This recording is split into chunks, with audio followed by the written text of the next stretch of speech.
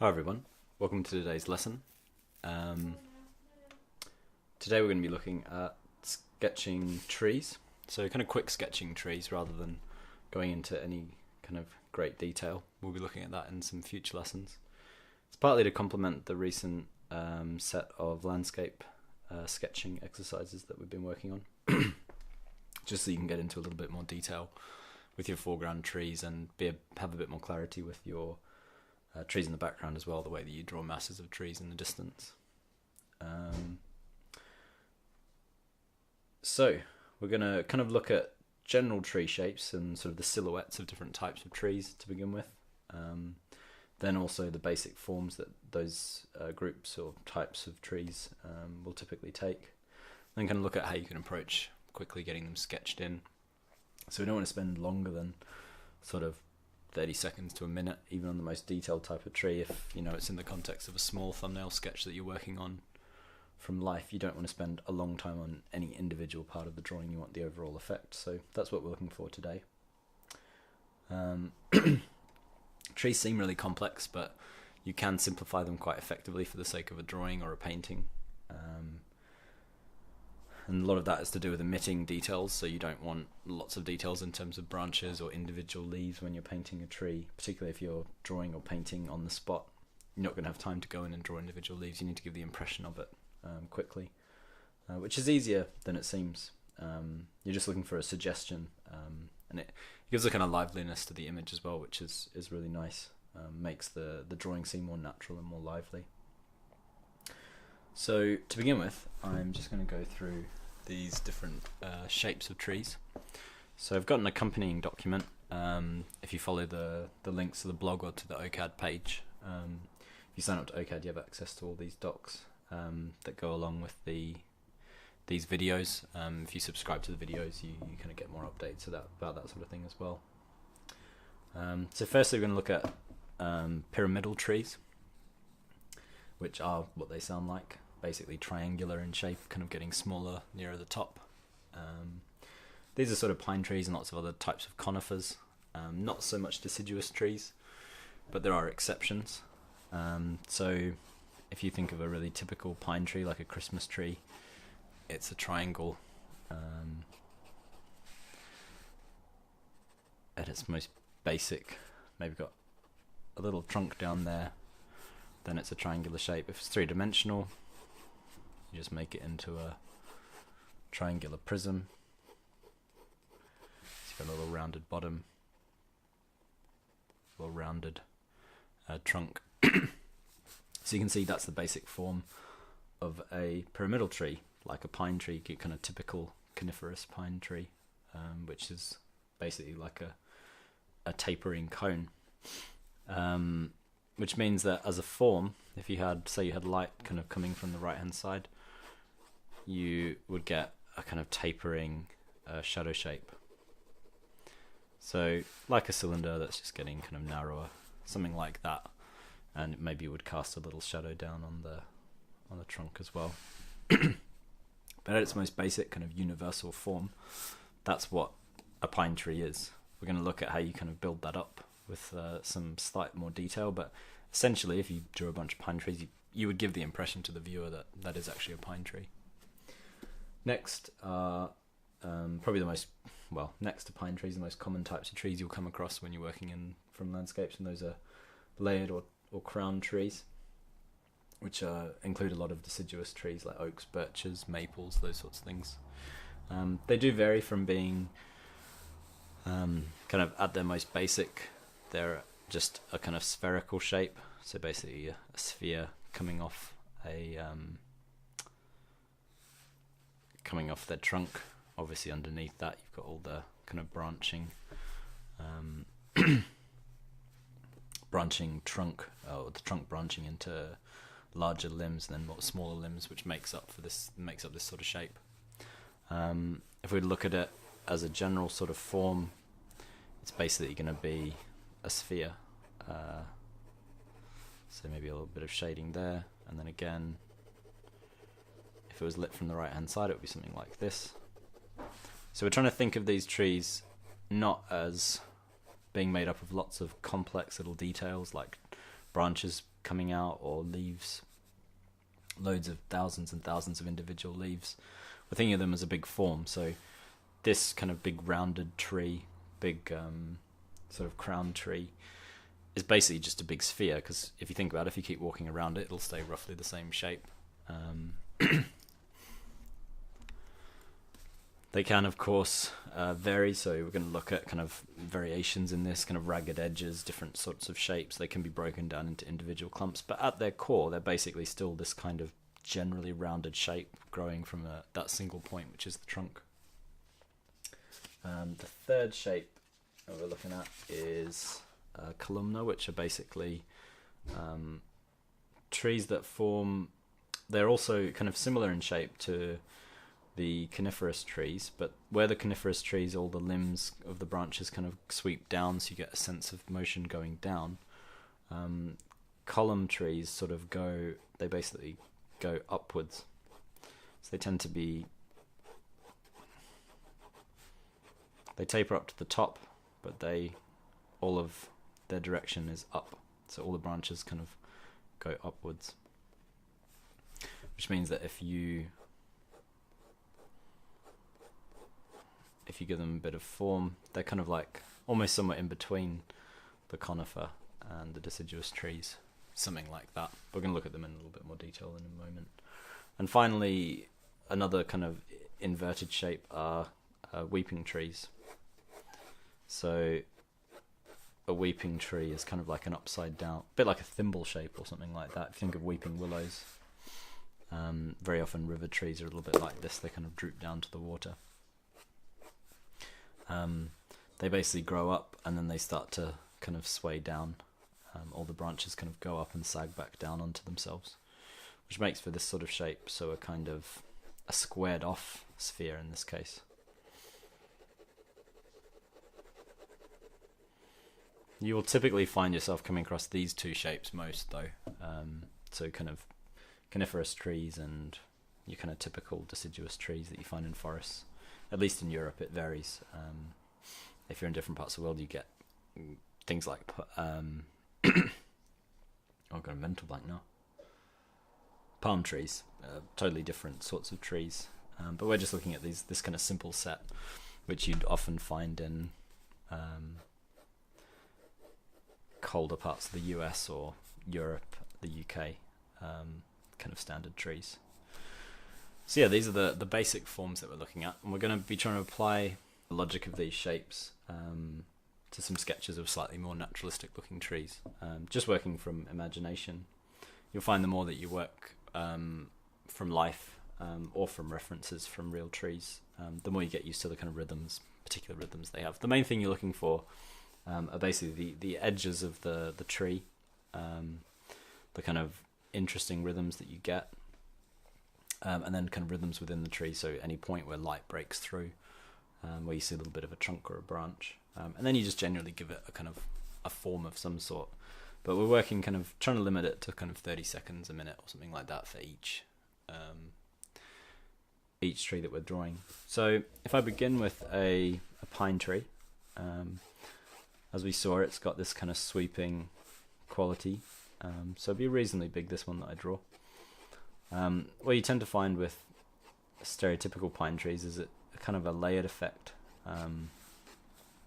So if I was to draw the edge of it, I maybe start up here,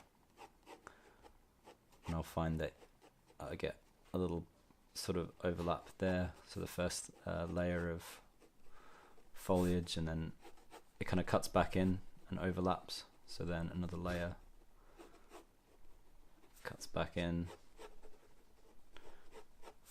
Then another layer, something like that, coming back in again,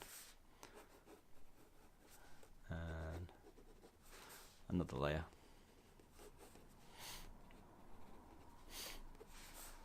So that's pretty much, if I put a trunk, that's the general form of our pine tree sketched in.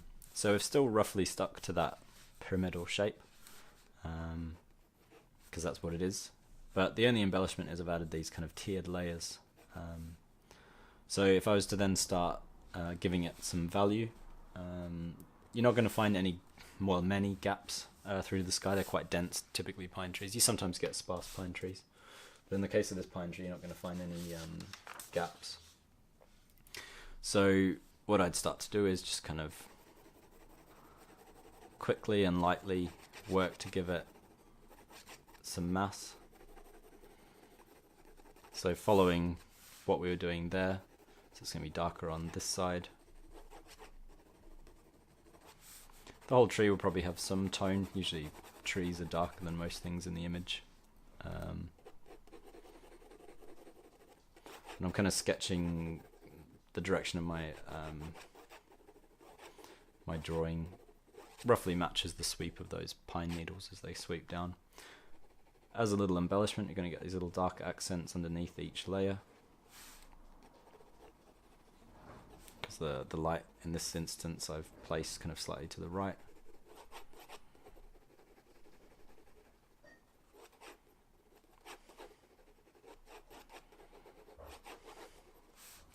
And then finally I might just give that trunk a little bit of form.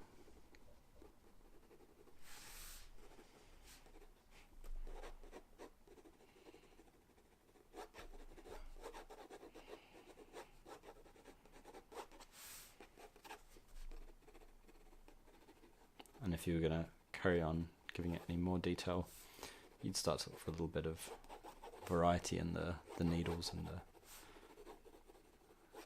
general flow of the tree. Maybe a little shadow underneath it.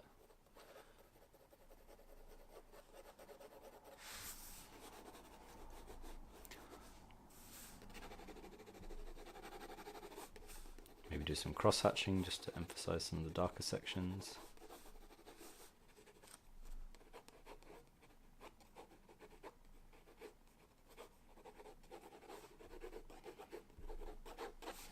But yeah, that's pretty much all you'd look for a conifer. So it took a few minutes.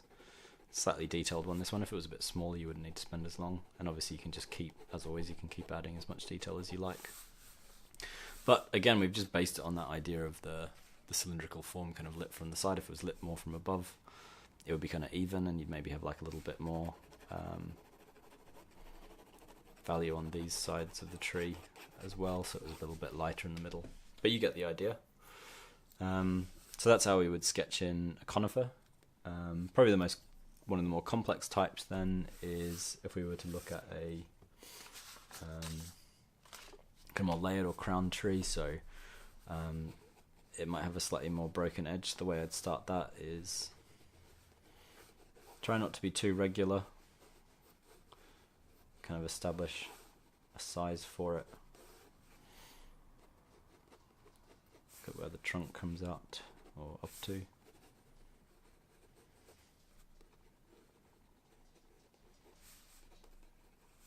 Then, as with the first one, just going to start working my way around. The edge of it's going to be somewhat jagged. That's just because of, well, in this case it's a bit more jagged. Sometimes they're a bit more manicured looking, or certain varieties of trees are neater the way that their leaves grow, but we're saying this one grows in a moderately erratic way. And if I was working from a reference, I'd just be looking for the silhouette of the tree at this point. And that's all. In this case, I'm making it up, obviously. So once I'm kind of happy with that silhouette, everything doesn't have to connect up. You can have bits where there are gaps, because obviously a tree, certain sections are going to be softer as you look through them, because maybe there aren't as many leaves or there aren't branches and so on. The next thing I'll do is look for what we call sky holes. So in the conifer we didn't get any of this, but in this deciduous tree you might get some sections which you just kind of loosely sketch in a flat way, again, before adding any value. Little sections where there's some sort of break in the foliage, which means that you see through to the sky. They tend to occur a bit more at the edge of the tree. You won't see so many in the center, just because the likelihood is that you'll have some kind of leaf at some point behind. So we'll add a few of those in. Something like that probably. So I've got my sky holes in. What I can do now is start just quickly shading over the top. Trying to miss out anywhere the sky holes are.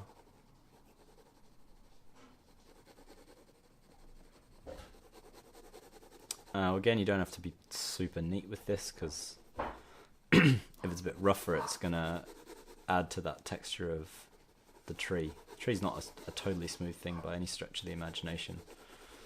So I'm just going to give it a kind of even tone to kind of darken it. And you can see it already starts to emerge and get a reasonable amount of form as a tree. Have a little bit of an overlap there where the trunk is visible. Give it a little bit of form like we did last time. Pop in a little shadow underneath. I can embellish that in a second.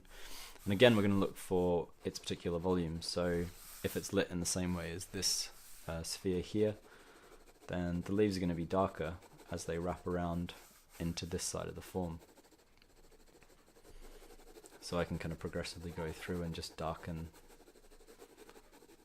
the bottom edge of it, because the light's above, and also darken the left hand edge of the tree.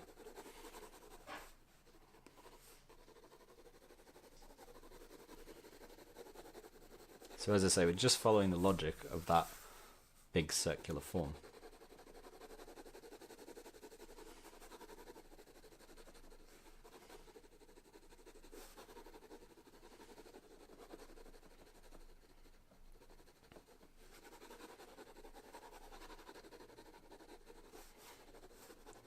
You could add some sections where the form splits off and you start to get smaller forms within this larger tendency for it to turn that way. But again, you want your masses to kind of look like they're darker on the right hand side rather than the left, because that's the direction of the light source.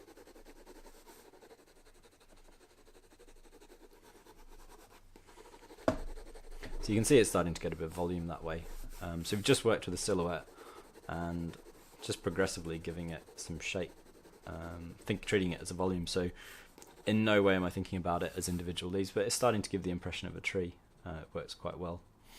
So I can go in and darken the trunk a bit, the right hand side of that trunk, reinforce that shadow down below,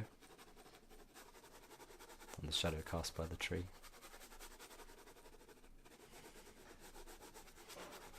Something like that.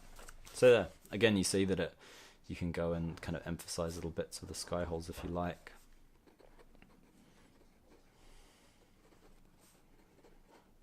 Could add some darker notes within the shapes. You can make the contour even more specific. That's how you'd start to develop it as a form. But to begin with, that's sufficient, or this is sufficient to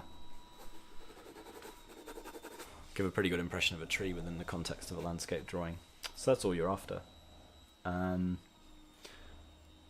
probably not gonna, well, I'll quickly do the column tree, so kind of like a cypress tree, but I'll probably leave the weeping willow just because I think you're probably starting to get the idea. Let you guys have your own go. And the last thing I'll do is just talk about how you maybe can merge trees as they're in the distance. So try to do this one really quickly. I'll do it a little bit smaller, so you can just kind of see how I'd go about doing something like a cypress. So again, we've got the trunk down here. It's not going to have as much of a shadow cast by the tree as these two, just because all the foliage is tapering up. But it's basically an inversion of the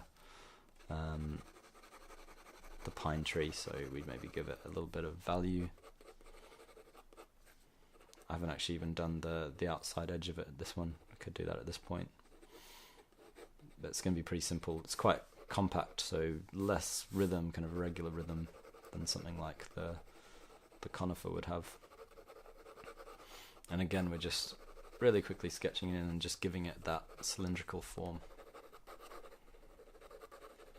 Darker down the bottom, darker on the right hand side, following that kind of lighting that we were looking at. Obviously, if the lighting varies, then the way that it responds to the form varies, but all you have to do is think about how the lighting would affect that very simple form, and then apply that to the tree. So you're not making anything overly complex this way. It's actually really simple.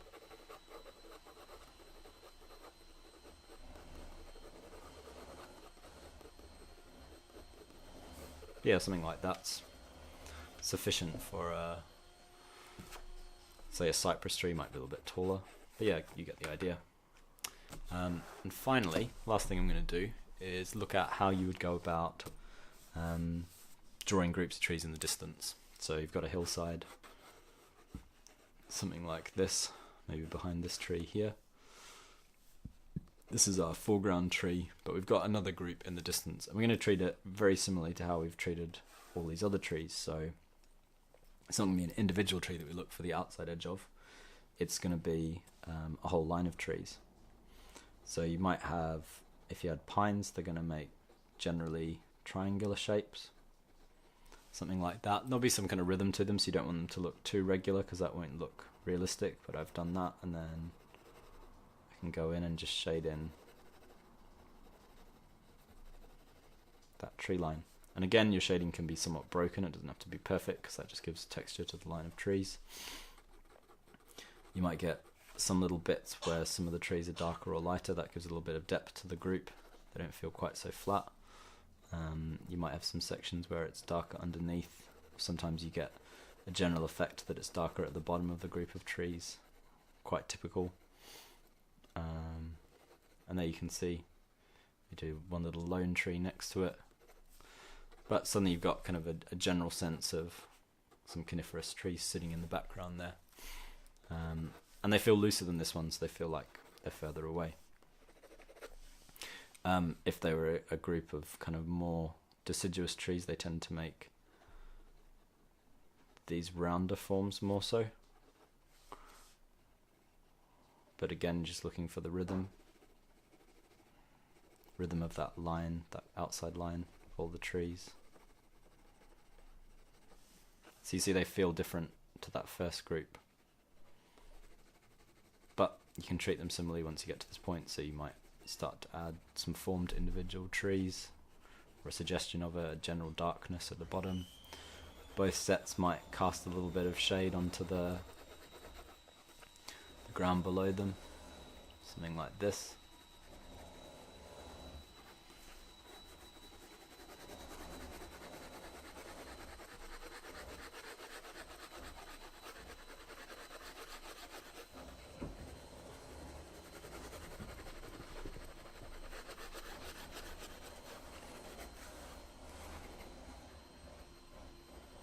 So you see how loose I'm being. You don't need to be really tight when you're doing this sort of thing when you're sketching from a landscape. The looseness, the kind of being a bit easier with the way that you draw will create more interesting rhythms. If you really try to be really precise, you'll start to duplicate shapes and things will start to look regular or kind of routine within the image. They'll lose that spark that nature has.